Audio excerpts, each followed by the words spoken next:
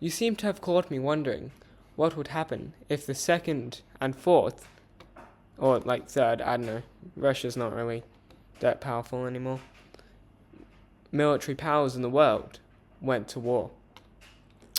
Now, why would this happen? Well, one, they just hate each other's existence and would be extremely pleased if randomly a nuclear weapon was dropped here, or here, or like all along here, or here, or...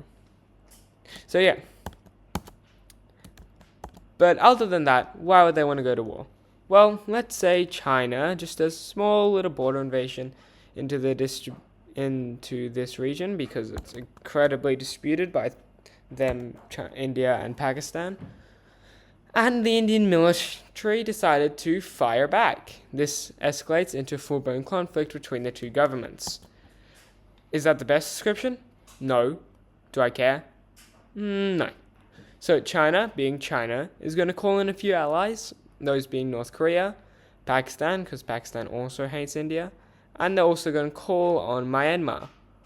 And Myanmar is promptly going to fall apart. So China is going to basically just call on them, but also invade them at the same time. Anyway, India is going to call on its ally of Russia, who says no. Then it's going to call on its ally, the US, who says, well, our citizens still need to buy Shein clothing. So no. They go to their ally of Japan and go, you want it? You want in on this? And Japan says, well, I already have like major declining population, so I don't want it to decline anymore. Sorry. And now India's all alone. And very scared. So, let the actual fighting begin. So, India's going to begin by invading Pakistan with a full push. Their plan is to capitulate the country and then, try to deal with China and use Pakistan as leverage. Unfortunately, Pakistan is also a very strong military power and is going to make gains of its own in southern India, while being able to successfully hold India off from taking its capital, which is around here, I think. Meanwhile, in the east, we're going to see Chinese forces push into India through Myanmar and China. Unfortunately, this is called a mountain, and, well, no one can really fight in mountains. So this is going to be a giant stalemate for the whole war. We see a slight Indian push into Myanmar to establish better borders, to take advantage of the fact that Myanmar has less stability than Iran, Afghanistan, and Iraq combined. Actually, no, not Iraq. Anyway, back to the task at hand. We're going to see Kashmir be invaded. To make this much land progress, we have about 3 million dead, because Kashmir is hell on earth when the war starts. Thank you, Edispro, for letting me steal your joke. Or, not letting me. Anyway, doesn't matter. Myanmar is able to successfully take back its land, and an invasion into India is made. India successfully kicks out Pakistan from most of its country, but this comes at the cost of losing land to their greatest rival. Well, China wants to be the greatest rival, but we all know it's Pakistan. Meanwhile, India pulls troops out of the Pakistani front, even more than they already have, and is successful in a pushback in Kashmir. But this does mean that they lose land over here, basically pushing them to this little point here, which is where they're going to hold for now. At this point, Sri Lanka is going to join the conflict, as China aims to an invasion in the south, but because India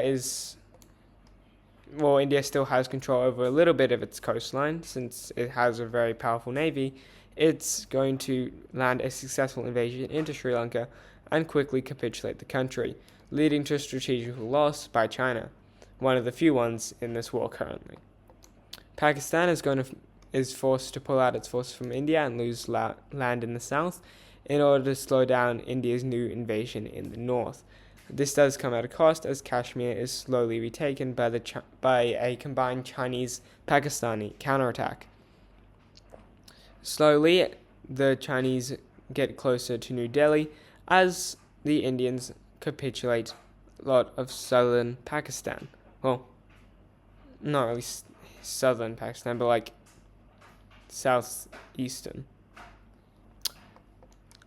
Two spearheads made, one by China trying to take New Delhi, the other by India trying to take the capital of Pakistan. This is a very rare occurrence, as it's rare that two countries both decide to make spearheads to two separate capitals. Anyway, the Chinese one is successfully stopped as India uses its final power known as conscription. Meanwhile, the Pakistani one goes even worse than the Chinese one somehow, as thanks to some strategic maneuvering, the Indian forces are encircled in the country and forced to hold out for reinforcements.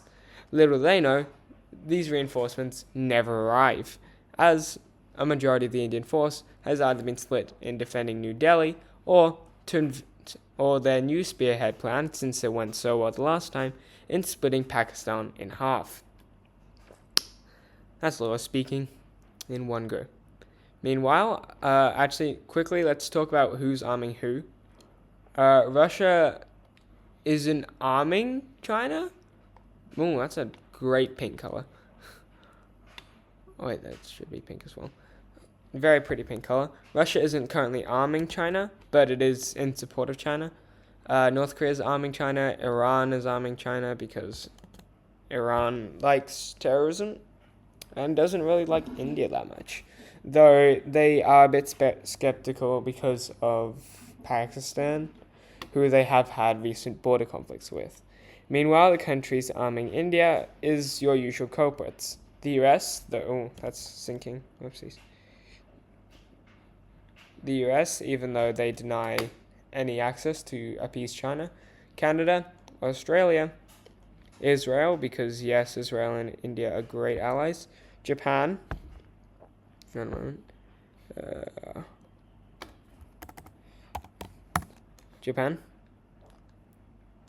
South Korea, England, or the UK, whatever you want to call it. Germany, though that is mostly humanitarian, and the Hon Biet Frog people, aka France. I may have coloured in a few other countries, but I don't really care to uncolour them to colour them back to white. And anyway, so that's basically all you need to know about the arming, who's arming who, and who's on whose side. Okay, so back to the actual conflict. We're going to see a breakthrough in two separate fronts. The first is going to be the side front over here, when Chinese forces are going to successfully push through the Indian blockade and begin to spread into the country. Another one is going to be in this little deadlock over here. The Indian forces are able to successfully cross this river, which runs through Pakistan, and split the country in two, which, is a complete upset to the Pakistan military, who had no idea that India was even trying to do this. But this does come at the cost of the Indian forces attempting to take the capital of Pakistan, falling to the combined Pakistani-Chinese force.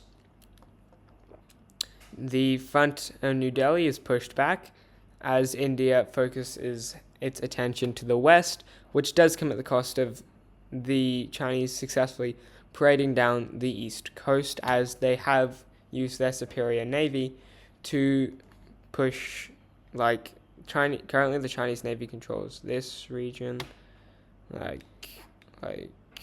all of this region is controlled by China.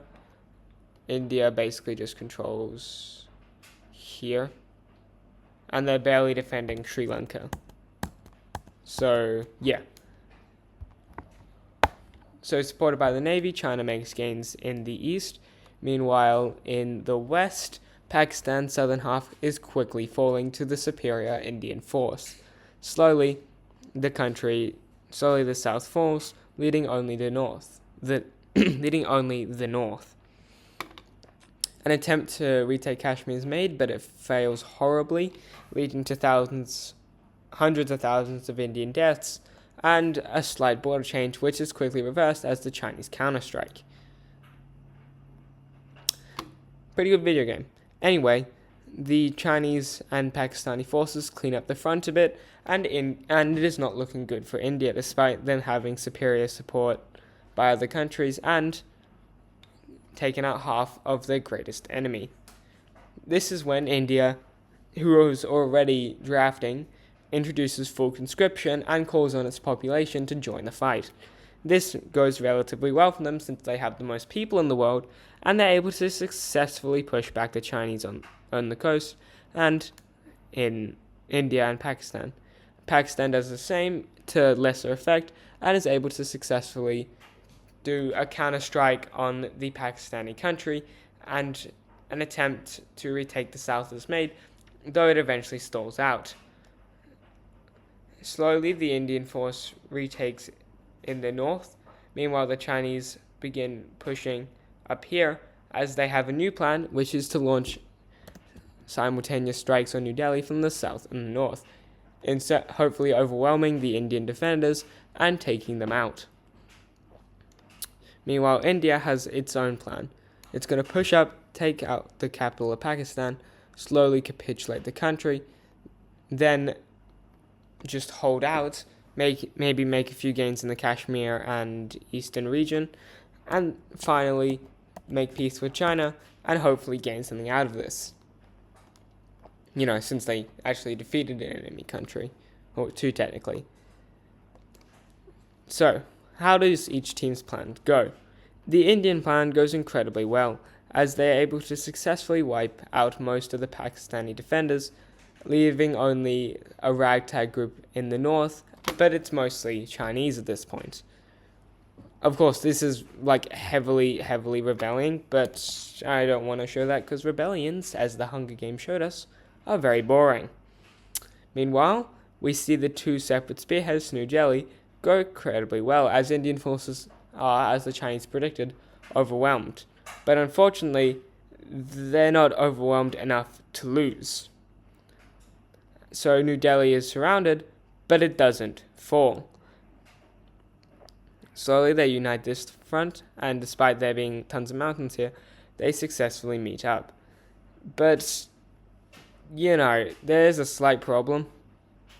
To get supplies from mainland China, which is around here, though there is this bit, though that's just mountains and rebellious minorities. And when I mean rebellious minorities, I mean oppressed, but yada yada yada, political commentary, so on and so forth. So they're going to have to travel. To get resources here, you'd need to go around the mountains, go through or around the mountains, through hostile terrain, or go through the jungles and mountains to get to there. Leading to this part, as the Indians correctly guess, being very undersupplied. So they begin to push into it, and a spearhead is made, cutting the two forces off, which weakens their assault on New Delhi by quite a lot. So how does the war go on from here? Pakistan is almost completely capitulated, but India's quote-unquote impenetrable defense is penetrated by two fronts. Well, it's going to begin by becoming winter, and the red side and the blue side are just going to take a break during winter, rejuvenate, and no one is going to attack during the winter because it's the winter. And now it's back to spring, and the war can begin once more. So, we see each side with a new plan. Instead of going for New Delhi time and time again, which hasn't worked for China very well, they're going to retake Sri Lanka and do an invasion of the south. Push up, take a bunch of important cities, and then see where the war goes from there. Meanwhile, India is going to fully push out Pakistan and do a little spearhead over here to try and cut off the supplies from China while slowly regaining control over here. it is good to say by now that the Indian Navy has basically just lost control of everything besides its coast over this side and probably this strait over here, though this strait is incredibly weak and under constant Chinese pressure. So, whose plan works out better? China's. Okay? So, Sri Lanka is captured and India begins to suspect what was going on, but not fast enough, as the south of India is successfully invaded. Meanwhile, in the north, the Chinese are pushed out and back into Kashmir, and the last of Pakistan falls to a complete Indian tidal wave. That sounded extremely weird. I meant a tidal wave of like Indian soldiers. A reinvasion of the east coast of India is made and it goes relatively well, but eventually is stalled out, and the Indian plan to wrap around and cut off supplies to Kashmir doesn't actually get completed, as China just decides to pull all of its forces out of the region to focus on this front. Now that Pakistan's fallen, of course. China is successful in pushing India out of the country and holding a front line here. Small invasion. They don't fully go out of Kashmir or Pakistan, of course. I just did that for exaggerative effect. That sounded weird. Exaggerative effect. But they do. But by and large, most of their forces have left. This leaves... What was I going to say? Oh, yeah. And they're relocated to over here. And India is quite scared, as Chinese forces have successfully knocked them off from the East Indian Ocean. The Myanmar Sea, I don't know what this is called. And now we get to the peace talks. That's right. No side is actually going to win this because, well, Chinese are probably struggling to control all this. The Indians are losing hundreds of thousands of people just controlling Pakistan. And I'm pretty sure if this war would actually happen, it will either end in New Delhi, Beijing, Shanghai, everywhere dying in a blaze of nuclear glory. Or more likely, if there wasn't nukes, hundreds, millions of people fighting millions of other people when the two most populated countries fight each other. And it'd just become a stalemate of who can kill more of the other person first. Anyway, let's quickly drop a peace treaty. I'll see you guys in a moment. What happens with this peace treaty? So, if I show this to the average American, they'd probably say, nothing has changed. But a few things have. First, the Kashmir region that India controlled has been divided between China and Pakistan. I have done my very best to channel my inner England and put straight lines where straight lines shouldn't be, as that is now the new Indian-Pakistani border, as Pakistan has lost quite a bit of land. In the eastern region, India has lost land to both Myanmar, who is now a stable independent government, not at all influenced by China, and lost land to, of course, China itself. And, of course, the biggest change is that Sri Lanka gained a bit of land. This was old Sri Lanka, this is new Sri Lanka. This is a joke, of course, but, anyway. Yeah, so that's all for this video. Hope you guys liked it. If you guys didn't like it, probably should have clicked off this video quite a while ago then. Anyway, see ya. Have a great day, I guess.